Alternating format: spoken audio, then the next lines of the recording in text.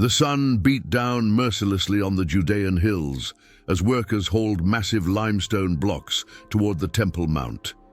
Dust swirled in the air, mixing with sweat and ambition. Jerusalem had never seen anything like this, and the man behind it all stood watching from a marble balcony, his eyes scanning every movement below. Herod the Great wasn't born into royalty. His father had been a mere administrator, an Idumean who converted to Judaism to survive in this land of ancient tribes and older grudges. But Herod had something his ancestors never possessed: vision and ruthlessness to match it. "Your Majesty, the architects report the foundation is ready for the next phase," announced Ptolemy, his chief engineer, bowing low. Herod didn't turn. His gaze remained fixed on the temple complex taking shape before him. "Double the workforce. I want this finished before Rome questions my loyalty again." The year was 20 BCE, and Herod had been king for 17 years.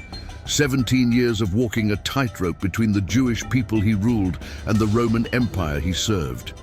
He knew what they whispered in the markets and synagogues. "He's not one of us. He's a puppet, a tyrant. Let them whisper." When his temple stood complete, when pilgrims from across the known world gazed upon its golden gates and marble columns, they would remember him as the greatest builder since Solomon himself. But building empires required more than stone and mortar. It required blood. In the palace gardens that evening, Herod walked alone among the fountains he'd commissioned from Greek craftsmen. Water cascaded over imported marble, a luxury that cost more than most men earned in a lifetime. His robes, purple dyed and trimmed with gold thread, whispered against the polished floors. "Father!" He turned to see his son Antipater approaching, flanked by guards. The young man's face bore that familiar mixture of ambition and barely concealed resentment that Herod recognized all too well. He'd worn that same expression when meeting with Roman generals decades ago. "The delegation from Rome has arrived," Antipater said. "Caesar Augustus sends his regards and inquiries about the tribute." Herod's jaw tightened. Even here in his own palace, in the kingdom he'd built from chaos, Rome's shadow loomed. "Tell them the gold will be ready. It's always ready." After Antipater departed, Herod stood alone again, listening to the fountains. 47 years old, and he'd achieved what no Judean king had in generations. He'd expanded territories, built cities, created Caesarea Maritima with its revolutionary harbor. He'd transformed this dusty corner of the empire into something magnificent. But magnificence came at a price. His wife Mariamne had learned that lesson. Beautiful, intelligent Mariamne of the Hasmonean dynasty, the royal bloodline that gave him legitimacy in Jewish eyes. He'd loved her once, truly loved her, until love became suspicion, and suspicion became... He pushed the memory away. That was years ago. Different times. A servant approached nervously. "Your Majesty, there's been an incident at the construction site. 3 workers fell from the scaffolding." "Dead?" "Yes, Your Majesty." Herod waved his hand dismissively. "Pay their families. Double rations for the crew tomorrow. The work must continue." As night fell over Jerusalem, torches illuminated the temple construction. Work never stopped. Herod had ordained it so. While his subjects slept, his vision took shape, stone by stone, dream by dream. In his private chambers, surrounded by maps and architectural plans, Herod studied the designs for his next project, a fortress palace called Herodium, built into a mountain he would create himself. A monument that would be visible for miles, announcing to all who approached, Herod was here. Herod built this. Herod conquered even the earth itself. But as he rolled up the parchments, a strange unease settled over him. Perhaps it was the wine, or the weight of another long day managing an empire. But for a moment, standing in his magnificent palace, surrounded by wealth beyond measure, Herod felt something he rarely acknowledged: fear. Not of Rome, not of rebellion, not of his enemies in the Sanhedrin. This was something deeper, more primal. A sense that all he'd built, Every stone, every city, every alliance rested on foundations more fragile than he cared to admit. The feeling passed as quickly as it came. He was Herod the Great.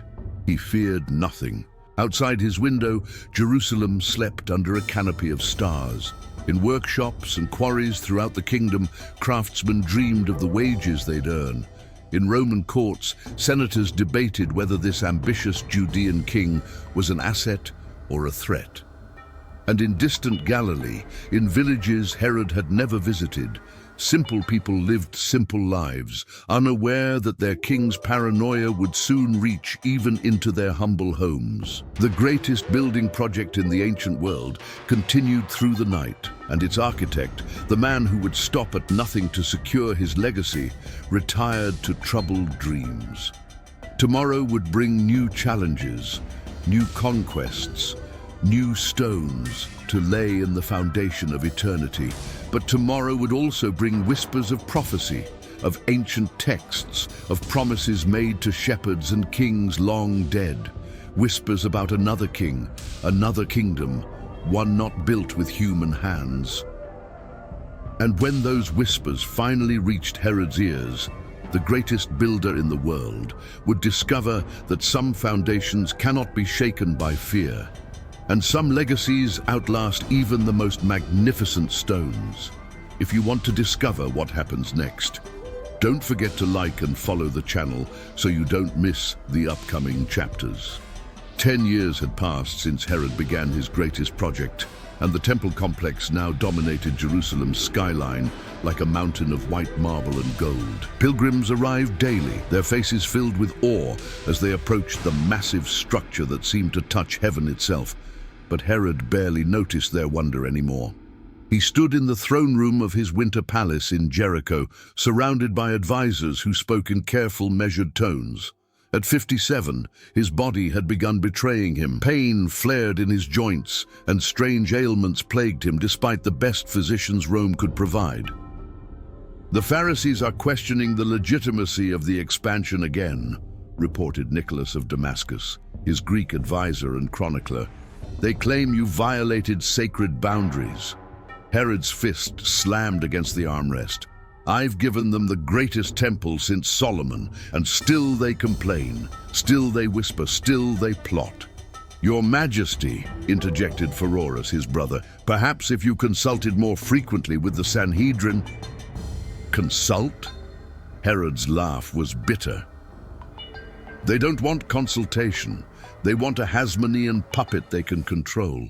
They've never forgiven me for not being born into their precious bloodline. The room fell silent.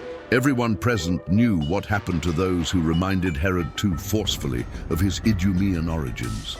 The king had spent his entire reign trying to prove himself more Jewish than the Jews, more royal than the royal family he'd married into, and then no one dared complete that thought aloud.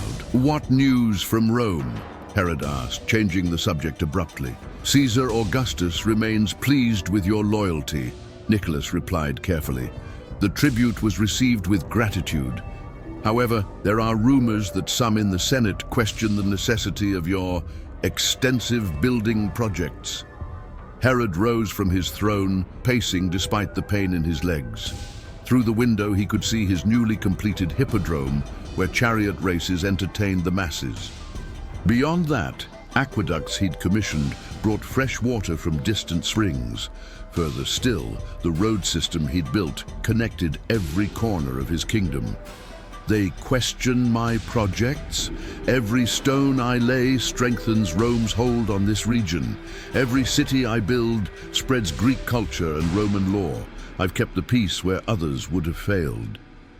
No one disputes your achievements, Your Majesty, Nicholas said smoothly. But perhaps the cost is necessary. Herod spun around, his robes swirling. Do you think loyalty is free? Do you think power maintains itself? Every denarius spent is an investment in stability, in legacy. Later that evening, Herod walked through his private gardens, accompanied only by his most trusted bodyguards. The gardens were another marvel. Imported plants from across the empire, fountains fed by his aqueducts, pavilions designed by the finest architects. Yet they brought him no peace. His reflection in a fountain pool showed a man aged beyond his years. The face that had once charmed Cleopatra herself now looked haggard, suspicious, worn down by decades of political maneuvering. "Your Majesty." He turned to find his son Antipater approaching again. Of his many sons from his 10 wives, Antipater was the most ambitious. Perhaps too ambitious. "What is it?" "I've heard disturbing reports from the border regions," Antipater said. "Some villages speak of prophecies, old texts being interpreted in dangerous ways." Herod's interest sharpened. "What kind of prophecies?" "The usual messianic nonsense. A deliverer, a new king from David's line. The priests say it's harmless religious fervor, but..." Antipater paused meaningfully. "Popular movements have begun with less." Herod's hand instinctively moved to the dagger at his belt. He'd dealt with rebellions before, crushed them with Roman efficiency and brutal thoroughness. But prophecies were different. You couldn't kill an idea with a sword. "Increase surveillance in those regions. I want reports on anyone speaking of new kingdoms or deliverers. And double the guards at the palace." "Yes, father." After Antipater left, Herod remained in the gardens until dawn began to lighten the eastern sky. Somewhere in the complex, workers were already beginning their daily tasks. The building never stopped. His legacy grew stone by stone, hour by hour. But lately, Herod had begun to wonder, what was the point of building for eternity when eternity seemed to mock human ambition? Solomon's temple had stood for centuries before Babylon destroyed it. The pyramids of Egypt endured, but who remembered the pharaohs who built them? Rome itself, mighty Rome, would it last forever? And if these prophecies spoke true, if some new king was destined to arise, what would become of everything Herod had built? "Foolishness," he muttered to himself. Old men's fears and religious fanaticism. But the unease remained. In the temple he'd rebuilt, priests were beginning morning sacrifices. The smoke rose toward heaven, carrying prayers Herod himself could never fully embrace. He'd adopted Judaism for political necessity, but the faith of his subjects remained foreign to him, full of ancient promises and expectations he couldn't comprehend. A messenger arrived, breathless from running.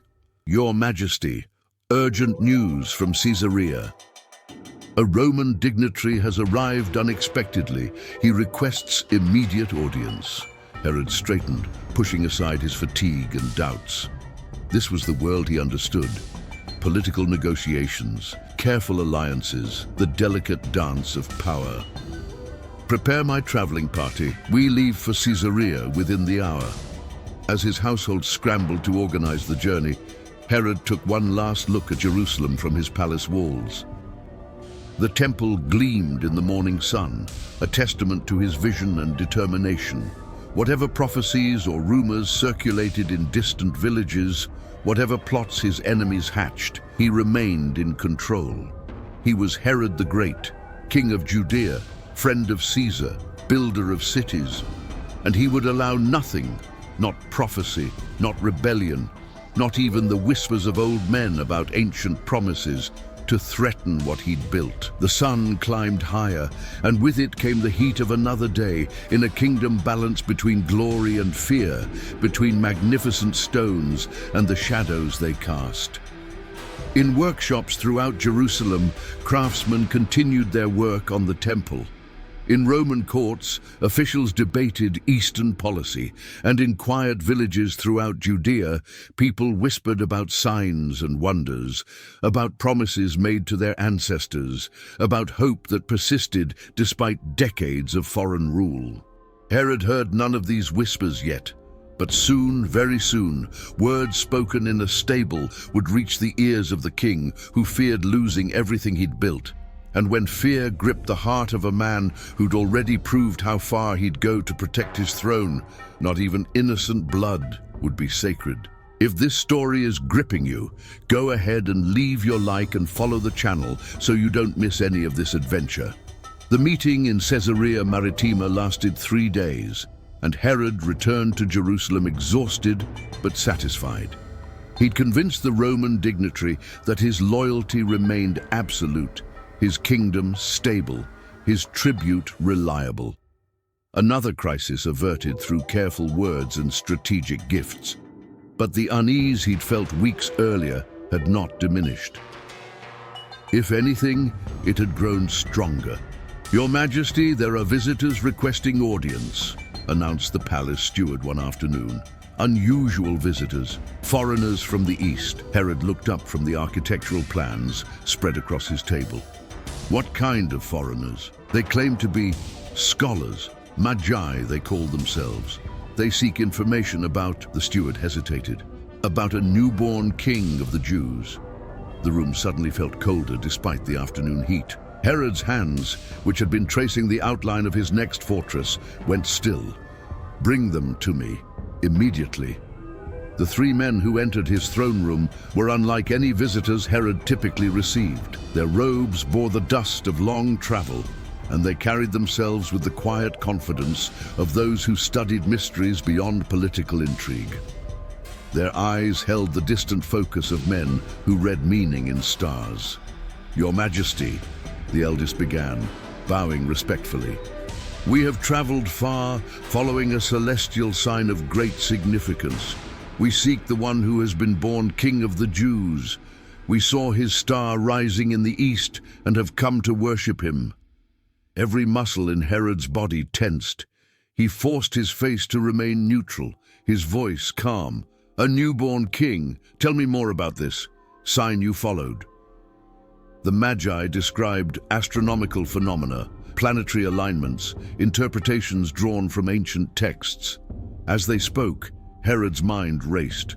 This wasn't village gossip or religious fervor. These were educated men, scholars from distant lands, confirming prophecies he'd hoped to dismiss as superstition.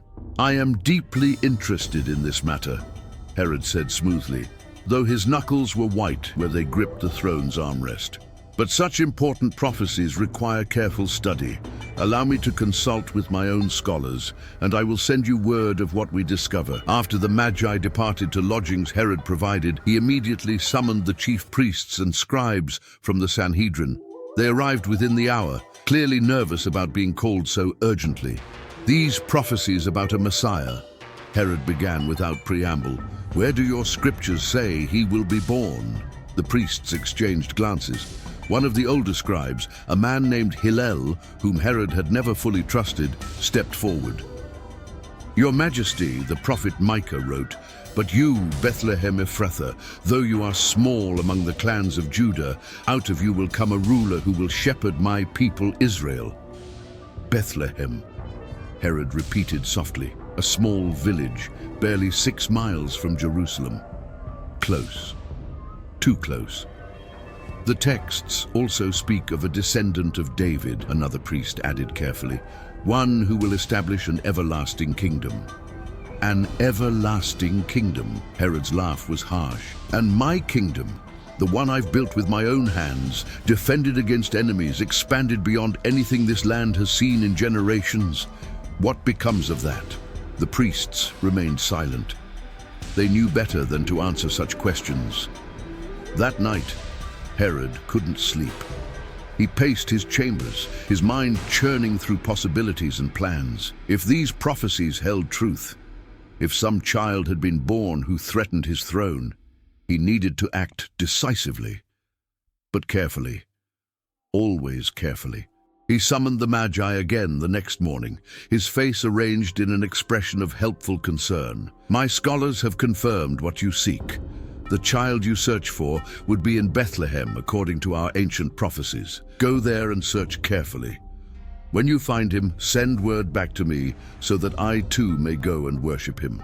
The Magi bowed and departed, never suspecting the darkness behind Herod's gracious smile. In the days that followed, Herod increased patrols around Bethlehem and ordered his intelligence network to report any unusual activities.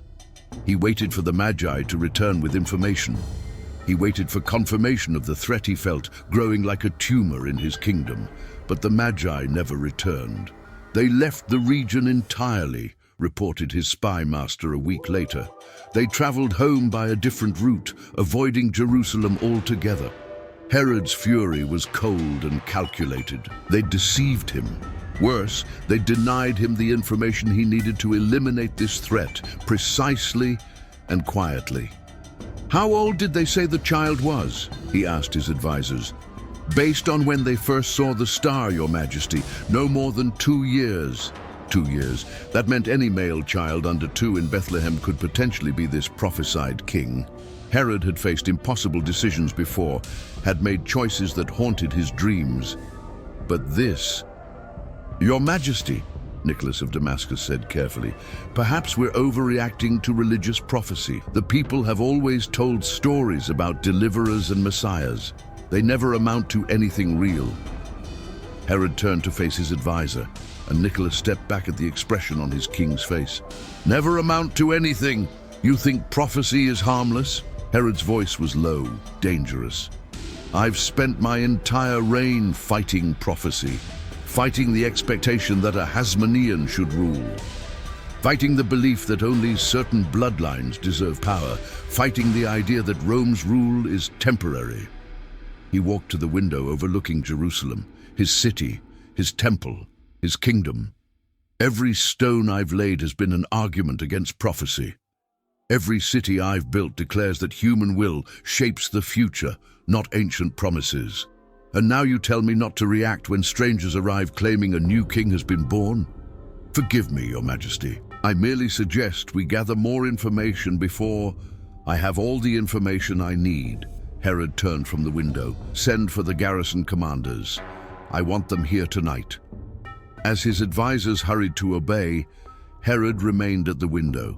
Somewhere to the south, in an insignificant village he'd barely thought about in decades, a threat to everything he'd built allegedly slept in some peasant's home. He'd built fortresses that could withstand any siege. He'd constructed aqueducts that defied nature itself. He'd expanded a temple that made grown men weep at its beauty. Surely he could eliminate one child. The moral weight of what he was contemplating settled over him for a moment. Children. Innocent children who had nothing to do with politics or prophecy or the desperate fears of an aging king.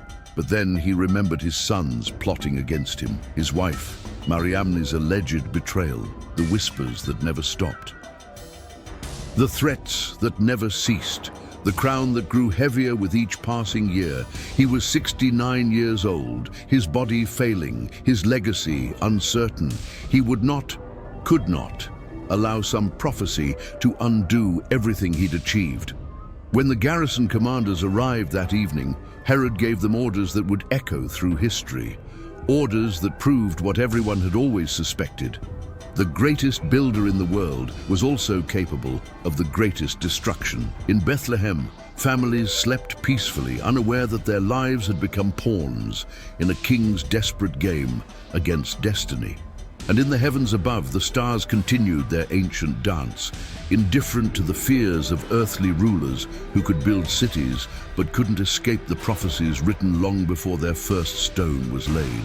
And if you want to keep discovering what happens, follow the channel now. Each chapter brings new revelations. The orders went out at dawn. Soldiers of Herod's garrison, men who'd fought in campaigns across the region, who'd put down rebellions and enforced Roman law, received instructions that made even the most hardened veterans pause. But orders were orders, and Herod's reputation for punishing disobedience was well established. In his palace, Herod waited, not with joy or satisfaction, but with the grim resolve of a man who'd long ago accepted that power required terrible choices. Nicholas of Damascus found him in the map room, staring at a representation of his kingdom. All those cities, all those monuments, all that magnificent architecture that would outlast his mortal body. "Your Majesty, I must speak plainly. This order, it will haunt your legacy. History will remember." "History," Herod interrupted, his voice hollow, "will remember that I kept this kingdom stable for 40 years. that I prevented war, maintained peace, built wonders. One village of peasant children against decades of achievement, history will barely notice. But even as he spoke, Herod knew he was lying to himself. The reports began arriving by midday. Cold, factual reports from soldiers who'd carried out their orders with mechanical efficiency. Houses searched, families screaming, the sound of mothers' grief echoing through Bethlehem's narrow streets. Herod ordered wine, then more wine, but nothing could drown out the images his mind created from those clinical reports. "It's done," the garrison commander reported that evening, his face carefully blank. "Every male child under 2 years of age in Bethlehem and the surrounding region, as you commanded." "How many?" A pause. 23, Your Majesty. 23. Herod had ordered the deaths of thousands during his reign, rebels, conspirators, anyone who threatened stability. But those were enemies, combatants, people who'd chosen to oppose him. These were children who'd chosen nothing. "Double the patrols," Herod said, his voice barely audible. "Watch for any signs of unrest. Increase surveillance in surrounding villages. I want to know immediately if there's any organized response." But there was no organized response. The people of Bethlehem grieved, but they were peasants, powerless against a king who could summon Roman legions with a single message. Their tears changed nothing. In the following weeks, Herod's health deteriorated rapidly. The physicians couldn't explain it. Perhaps stress, perhaps disease, perhaps simply age catching up to a body that had survived assassination attempts, battles, and decades of political warfare. But Herod knew the truth. His body was finally matching the corruption of his soul. "Father." Herod looked up from his bed to see his son Antipater standing in the doorway. The young man's face showed concern, but Herod had lived too long among schemers to miss the calculation in his son's eyes. "How do you feel?" Antipater asked. "Like a man who's built everything and protected nothing," Herod replied bitterly. "Tell me, my son, what do you think history will remember about me?" Antipater hesitated, perhaps sensing a trap. "Your architectural achievements, father. The temple, Caesarea Maritima, the fortresses. Buildings that will stand for centuries." "Of buildings." Herod laughed, a sound like stones grinding together. "Yes, the buildings will stand, but will they remember why I built them? Will they understand what it cost to maintain this kingdom?" Reports continued to arrive about Bethlehem. No sign of the specific child the Magi had sought. Some families had fled to Egypt before the soldiers arrived. Others had hidden their children with relatives in distant villages. Had he succeeded in eliminating the threat, or had it escaped to grow and return years later? Herod would never know.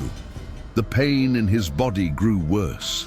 Physicians tried increasingly desperate treatments, ointments, herbal concoctions, even suggestions of magical remedies.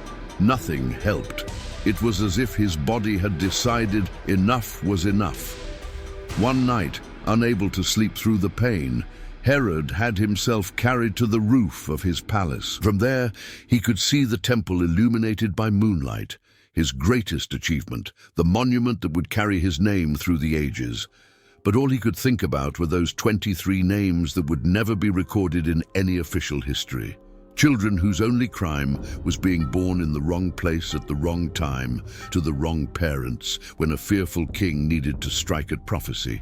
Was it worth it? He whispered to the night sky. All of this, was it worth what I became? The stars offered no answer, just as they'd offered no answer when Abraham looked up millennia ago, when David composed his psalms, when prophets spoke of futures they couldn't understand. The next morning, Herod summoned his closest advisors and family members. His voice was weak, but his will remained iron strong. "I know what you all think, that I was a monster, a tyrant, a man who let power corrupt everything human in him." He paused, gasping for breath. "You're not wrong, but you don't understand what it takes to hold a kingdom together when everyone wants to tear it apart." when Rome demands loyalty, when the Jews demand authenticity, when prophecies threaten stability. "Father," one of his sons began, "let me finish." Herod's eyes swept across the assembled faces. "I built this kingdom from chaos. I kept the peace when others would have failed. Yes, I made terrible choices. Yes, I became what I swore I'd never be. But this kingdom stands because I was willing to do what others wouldn't." He fell back against the pillows, exhausted. "Guard the throne, maintain what I built. Don't let it fall apart when I'm gone." But even as he spoke, Herod suspected his kingdom wouldn't survive him. Nothing built on fear ever did. In the streets below his palace, life continued. Workers headed to the temple construction sites. Merchants hawked their goods. Children played in the squares, children who'd survived Herod's reign of security and terror. And somewhere, perhaps in Egypt, perhaps hidden in some Galilean village, a child who'd escaped Bethlehem's horror was growing up. A child whose destiny would prove Herod's greatest fear correct, that all the stones in the world couldn't stop prophecy from becoming reality. As the sun set on another day of Herod's reign, the greatest builder in the ancient world lay dying, surrounded by the wealth and power he'd accumulated, haunted by the cost of keeping it. If you're curious about the conclusion of this story, don't forget to like and activate the channel notifications to follow the final chapter. 4 days later, Herod the Great died in his winter palace in Jericho.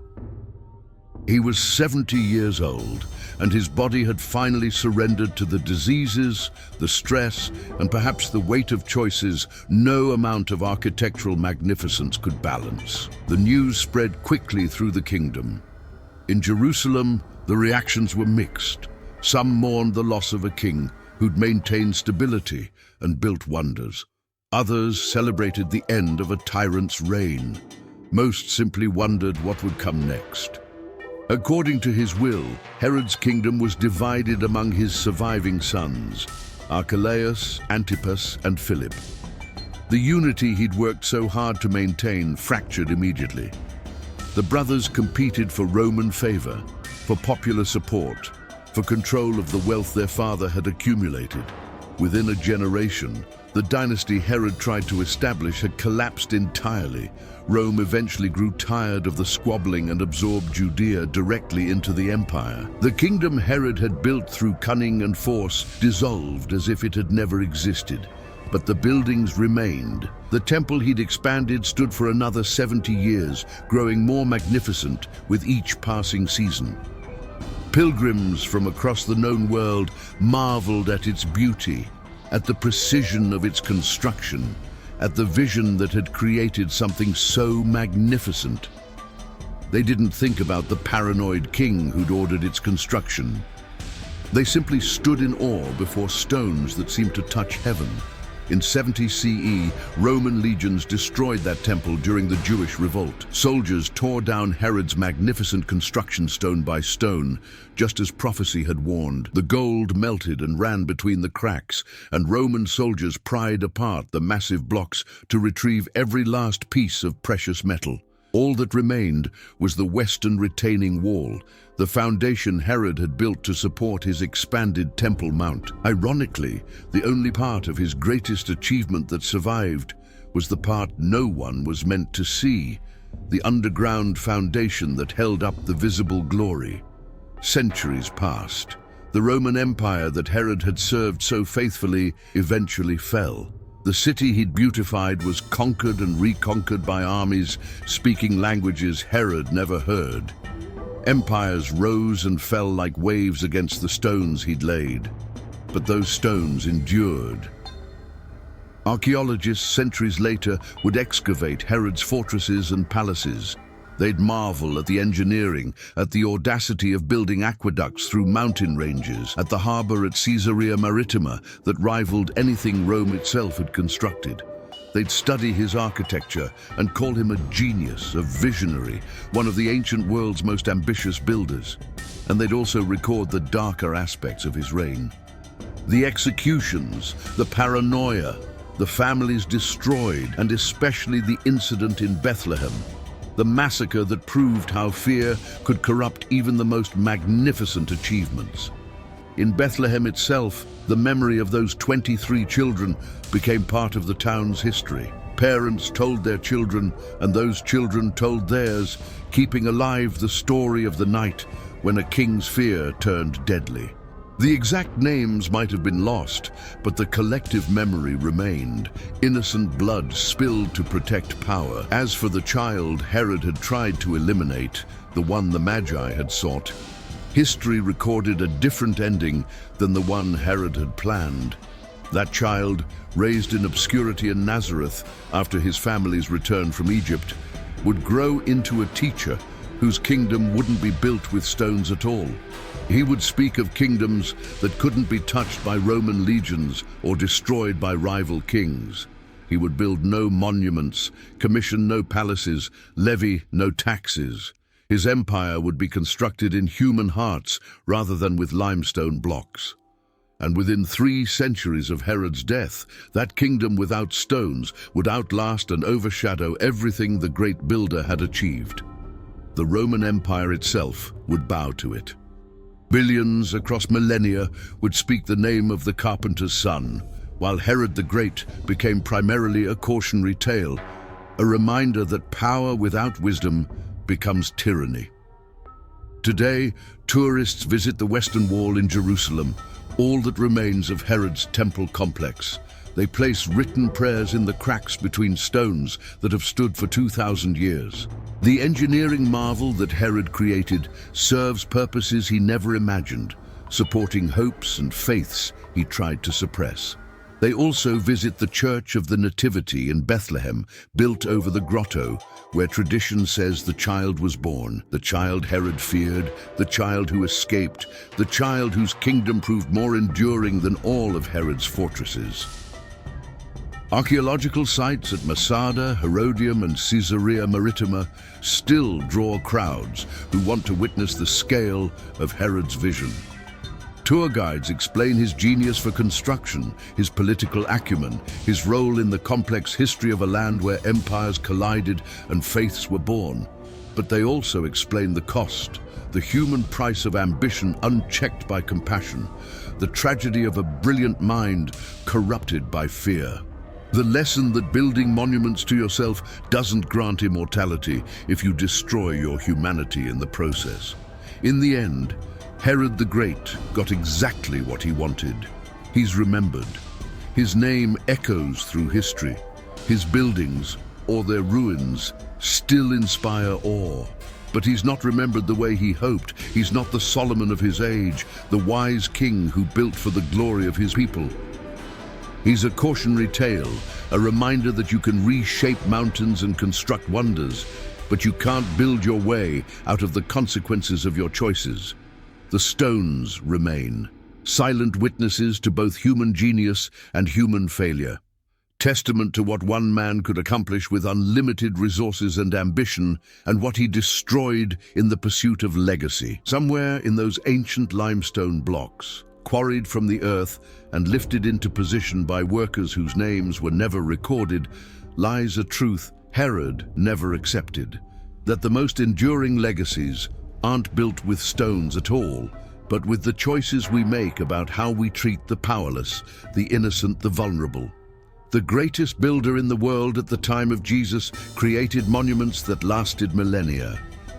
But the child he tried to eliminate created something that transcended monuments entirely, a message that would reshape human history more completely than any amount of marble and gold. The stones still stand in Jerusalem, in Bethlehem, across the landscape of what was once Herod's kingdom. They stand as Herod hoped they would, impressive, enduring, magnificent. But they also stand as what Herod never intended, reminders that true greatness isn't measured in the height of buildings or the number of cities constructed, but in the legacy of wisdom, justice, and compassion we leave behind. The king who feared prophecy became part of the very story he tried to prevent. The builder who wanted to control the future discovered that some futures can't be stopped with swords or stones. And the children of Bethlehem, whose names were never inscribed on monuments, became part of a larger narrative about power, fear, innocence, and the cost of protecting kingdoms built on sand, no matter how magnificent the stones laid upon them. If this story moved you, leave your like and follow the channel for more incredible stories from history, mysteries, and hidden secrets that only here you'll find.